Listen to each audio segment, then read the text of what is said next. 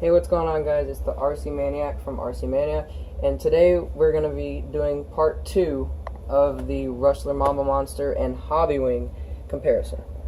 I guess I'll start off with the bulkhead. Right now I'm running a STRC bulkhead. It's worked really well. I haven't had it bend or anything. The aluminum to me is the way to go because plastic can break, and whenever aluminum is in like a tight pattern, not like A-arms where it's spread out, it seems to be harder to bend or any sort of deformations to happen. Whereas plastic, which is what he's still running, because this is still a pretty new Rustler, he still has the stock plastic one. For me, this one, the plastic was just wearing away on the bottom, because as you can see, we're right here, whenever you lower these, rocks bounce off this thing like crazy. So having that is a problem, whereas on this one I've gotten 2, 3, maybe 4 scrapes on the STRC one and no dents or anything, which is a major plus to me. With the Mamba Monster setup, with how much voltage you're running, you're going to want a BEC. I chose the Castle Tenant BEC. He's running a BEC, or going to run a BEC. He said that he doesn't have it actually attached to the car yet, but he's planning on it. They can both hold 6-cell LiPo. Whenever you're running that high voltage, you're going to want to put a BEC and a cat pack, or just a cat pack, or something to regulate voltage, because once you're running anything higher than a 4-cell, I would say, is my safe bet, is that you're going to start getting brownouts as a that's a very high possibility. Whenever you're going 100+ miles an hour and then you get a brownout, you don't want this thing to just roll out, just be rolling on its own for like 5 seconds, because 5 seconds at 100 miles an hour is some serious distance.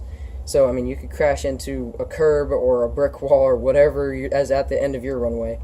So, definitely a good thing to buy. It can definitely save your car from a lot. The next thing would be just the chassis. It's more of a cosmetic detail, but for mine, I'm running a black chassis. I bought a black chassis, took all the components off of it, and then put them all on the black chassis. I bought a black lower and upper chassis. Reason for this for me was just the ESC was black, the wheels that I got were black, the A-arms are black. Pretty much everything I have is going to be black. It was a black and silver theme, as you can tell by the shell. Really, I've customized pretty much everything. I like to customize an RC. That's just my preference. I know some people like to run stock RCs and just run them around, but I like to actually put different products onto the car. So if you're watching this video, you probably are the same way, and you're trying to get a 2-wheel drive semi-off-roading car to go 100 miles an hour, try to pretty much break the sound barrier with your car, then this is the video for y'all. I actually have built a homemade roll cage for my car, because whenever you have the old one, the shell without a roll cage, right here is a really weak spot. It bends in. Y'all can probably see that on there. But it really deforms. So if that's on your car and then you get hit sideways, but like say you hit a mailbox or something, which I've actually done before, this will bend in and smack that chassis really hard. And whenever you're running 8-scale setup, look where your ESC is.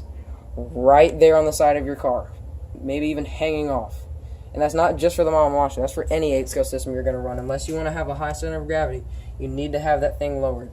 And if it's going to be there, then you're going to want protection for it. So my solution was to put an ESC plate next to this, kind of sticking out, jutted out, just so that way if I do hit something, that hits that first. And I came up with a kind of homemade roll cage, which has actually used by just putting wood and foam. And it doesn't look the best, but it actually will fit around the components. And so what the foam does, the foam absorbs the shock and then stiffens it up. So watch whenever I try to squeeze this one. It flexes in a little bit, but it's really hard to flex. I'm really trying. And it's it has worked pretty well. I haven't really had any crashes into anything on the side of it anyway. But I mean, I've done tests trying to just, I mean, this part is actually meant to do this. So what I did here is I just ran some nails through to hold the foam together, put this in here, and then put these here. So this is actually connected. This isn't. The reason why is that way this can have some flex in the back, because if I get hit here, it'll flex in a little bit, but it won't flex in all the way. And then it'll just protect the rest of the car. That's it for this video. Drop a like. It always helps. And subscribe for more. Later.